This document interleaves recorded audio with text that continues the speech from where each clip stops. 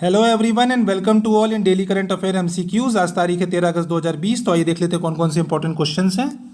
Questions की ओर बढ़ने से पहले ये हमारे कुछ पेड सब्सक्रिप्शन है जिन्हें आप ले सकते हैं। ईयरली सब्सक्रिप्शन 499 का, मंथली 99 रुपीज़ का और एनसीईआरटी 299 रुपीज़ का।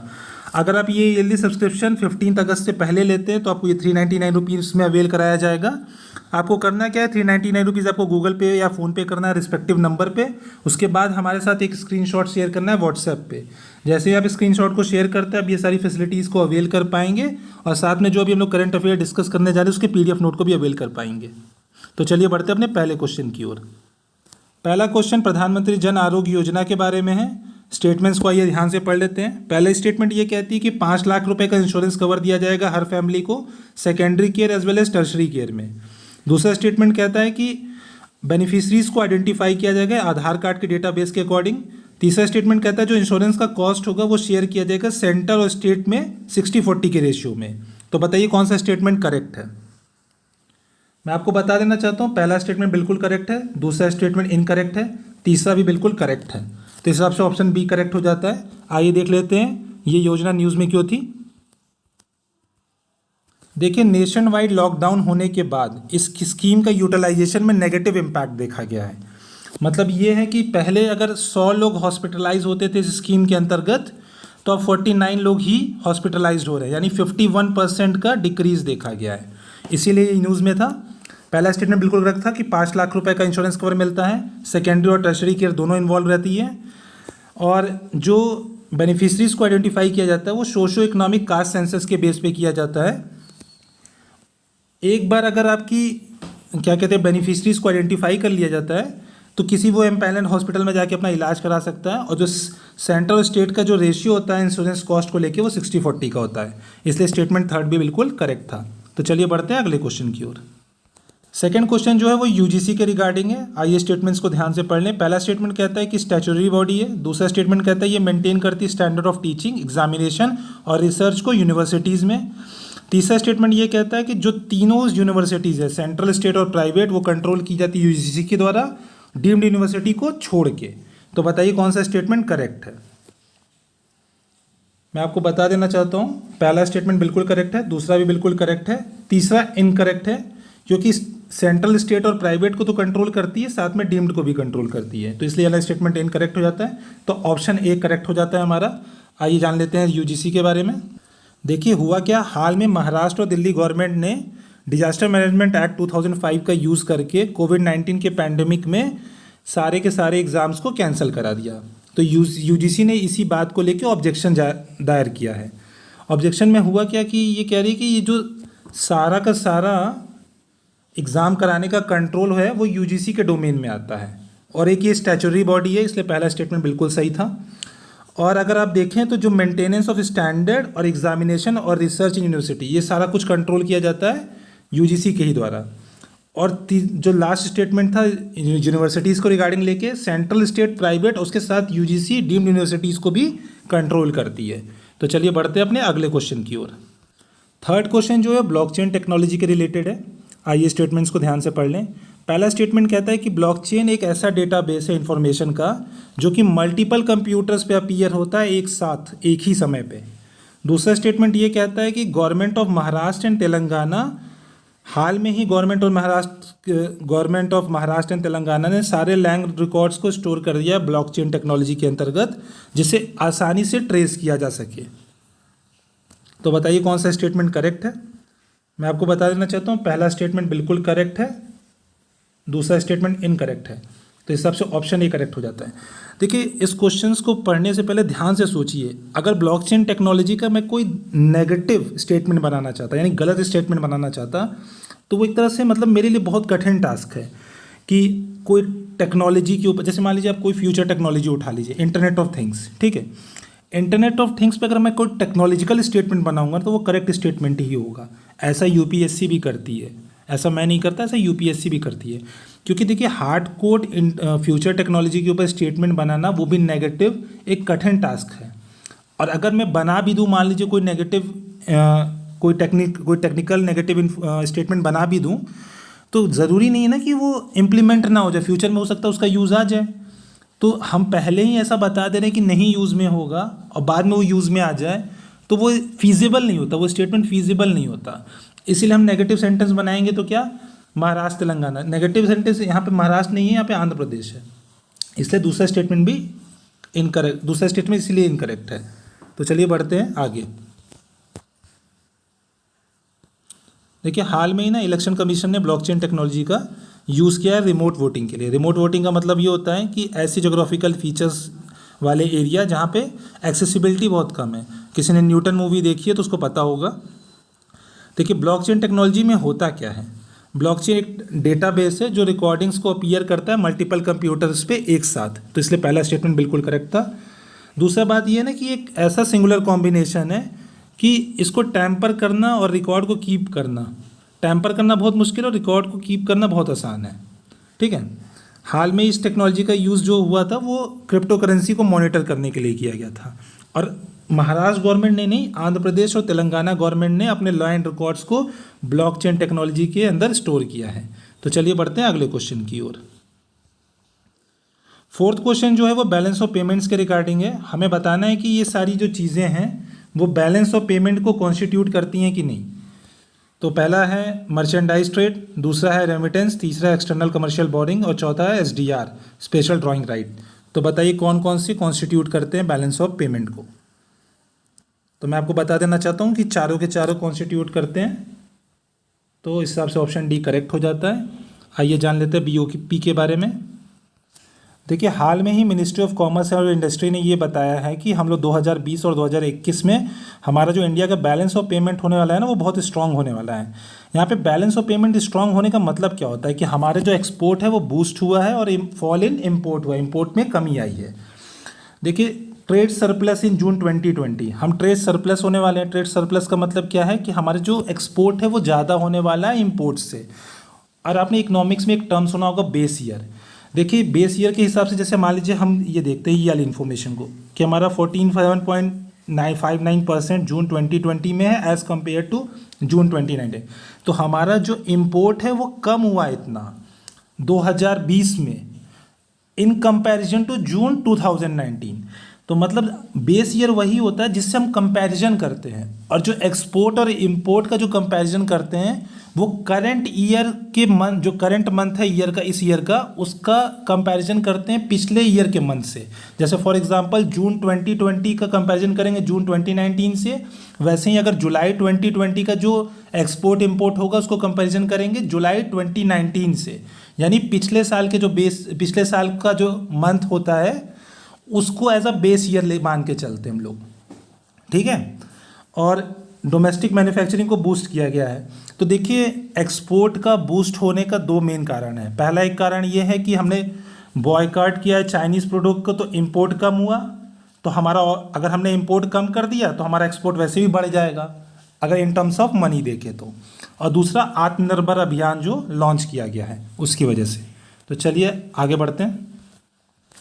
आइए बीओपी के बारे में और जान लेते हैं। पहले ये एक्सपोर्ट और इंपोर्ट के टर्म में जान लेते हैं। मान लीजिए एक कंट्री है इंडिया और दूसरी कंट्री है चाइना।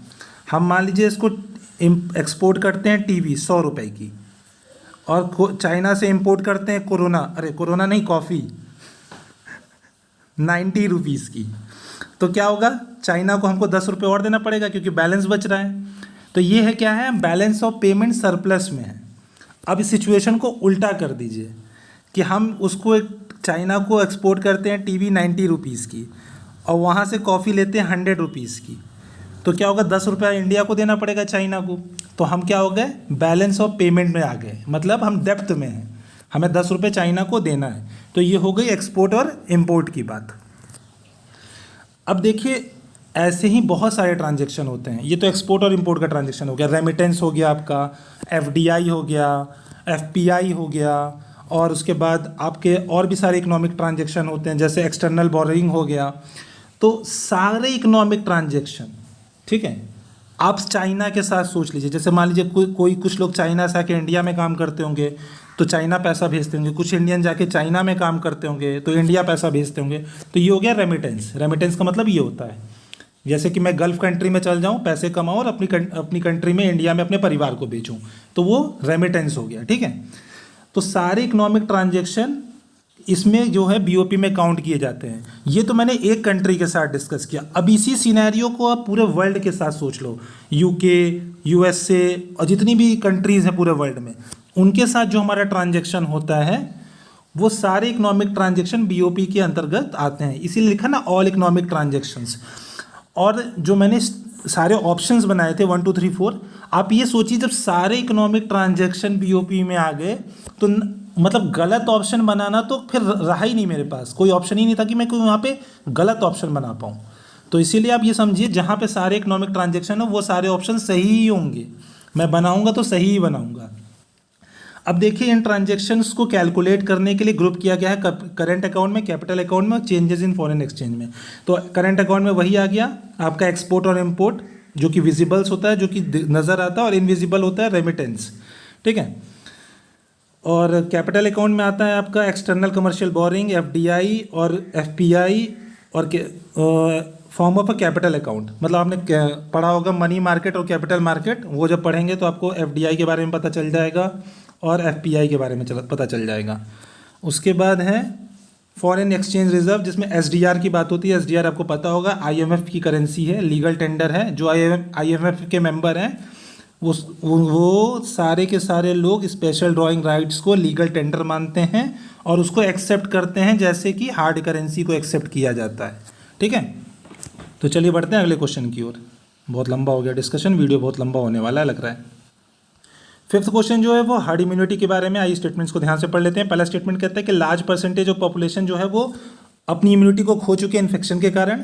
दूसरा स्टेटमेंट कहता है कि कम्युनिटी में इम्यून सिस्टम को इंक्रीज़ किया जाएगा ड्रग्स और मेडिसिन दे के। तीसरा स्टेटमेंट कहता है कि बहुत ज़्यादा परसेंटेज ऑफ पीपुल ने इम्यून हो गए वो किसी डिजीज़ को लेके। एक कम्युनिटी में बहुत सारे लोग हैं जो किसी डिजीज़ को लेके इम्यून हो गए हैं।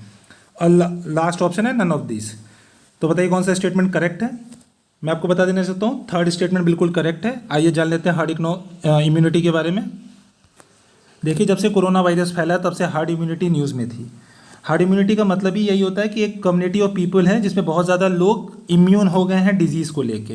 ये दो तरीके से हो सकता है, चाहे आप वैक्सीनेट कर दें, किसी को वैक्सीन लगा दें तो इम्यून हो जाएगा डिजीज़ के खिलाफ, और दूसरा चीज़ यह हो सकता है कि वो ऑलरेडी एक्सपोज हो गया वायरस को लेके और अब उसने रिकवर कर लिया है तो उसके शरीर में एंटीबॉडीज़ बन चुकी हैं, तो इस कंडीशन में भी वो इम्यून हो जाएगा डिजीज़ को लेके। तो आइए देख लेते हैं हार्ड इम्यूनिटी का मतलब क्या होता है। देखिए पहली पिक्चर में देखिए, ये देखिए इन्फेक्टेड पर्सन है और ये सारे लोग वैक्सीनेटेड पर्सन है, और जो ये अनकलर्ड हैं ये है ना वैक्सीनेटेड है ना इन्फेक्टेड है। अब इसमें क्या होता है, देखिए जो इन्फेक्टेड पर्सन है यहाँ पे बहुत ज़्यादा जो है अनवैक्सीनेटेड है, तो उनमें वायरस को जल्दी जल्दी ट्रांसमिट करेगा।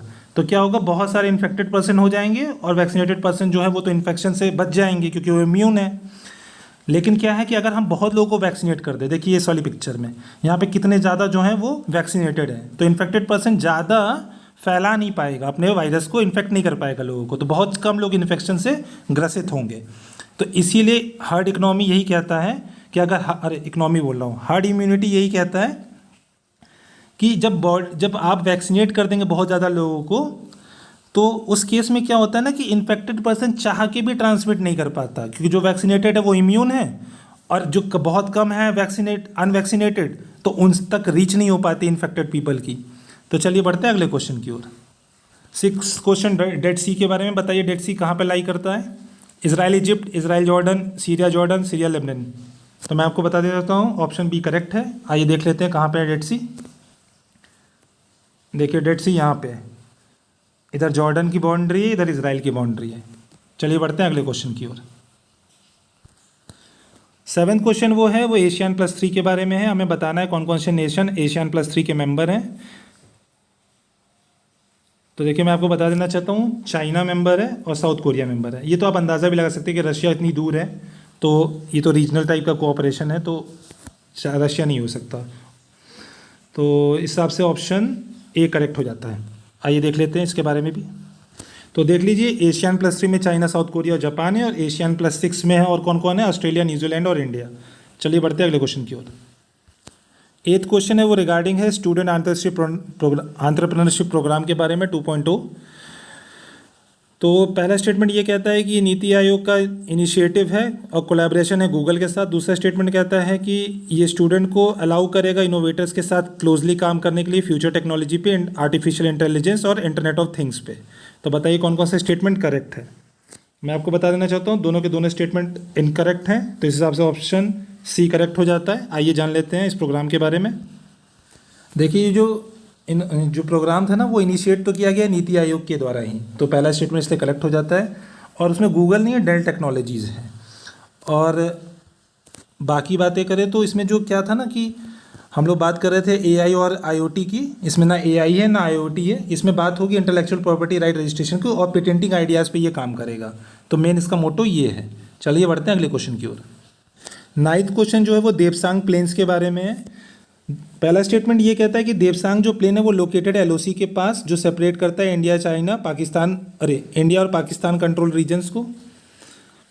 दूसरा स्टेटमेंट कहता है कि इंडिया और पाकिस्तान की हाल में यहीं पे मेजर जनरल लेवल की एक डिस्कशन हुआ था। तो बताइए कौन सा स्टेटमेंट करेक्ट है। मैं आपको बता देना चाहता हूँ दोनों के दोनों स्टेटमेंट इनकरेक्ट है, तो इसलिए ऑप्शन डी करेक्ट हो जाता है। आइए जान लेते हैं देवसांग प्लेन्स के बारे में। देखिए देवसांग प्लेन्स जो था हाल में ही न्यूज़ में था, क्योंकि इंडिया और चाइना की यहाँ पे मेजर जनरल लेवल की एक डिस्कशन हुआ था पेट्रोलिंग रूटीन को लेके। और देवसांग प्लेन्स के बारे में देख लेते हैं। ये गलवान रीजन के देखिए यहाँ पे लोकेटेड है, जो कि एलएसी के पास है, ठीक है। और जो मेजर है कि यहाँ पे जो यही एक प्लेन है जहाँ पे टैंक्स मैनोवर पॉसिबल है, यहाँ पे टैंक मूव कर सकते हैं। और देवसांग प्लेन्स के बारे में आपको बता देना चाहता हूँ कि ये जो एरिया है ना 1962 का जो वॉर हुआ था इंडो चाइना वॉर, वहाँ पे ऑक्यूपाई किया गया था। उस समय वो ऑक्यूपाई कर लिया गया था इसको। और 2013 में तो 19 किलोमीटर तक और घुसाई थी अंदर चाइना, जहाँ पे 21 दिन का स्टैंड ऑफ भी हुआ था इंडिया और चाइना के बीच में। चलिए बढ़ते हैं अगले क्वेश्चन की ओर। जो हमारा 10th क्वेश्चन है वो इसगान के बारे में है, international smart grid action network के बारे में। पहला स्टेटमेंट ये कहता है कि एक टेक्नोलॉजी कोलैबोरेशन प्रोग्राम है आईईए के द्वारा। दूसरा स्टेटमेंट कहता है ये एक प्लेटफॉर्म की तरह एक्ट करेगा जहाँ पे हम डेवलपमेंट और नॉलेज को एक्सचेंज कर सकते हैं।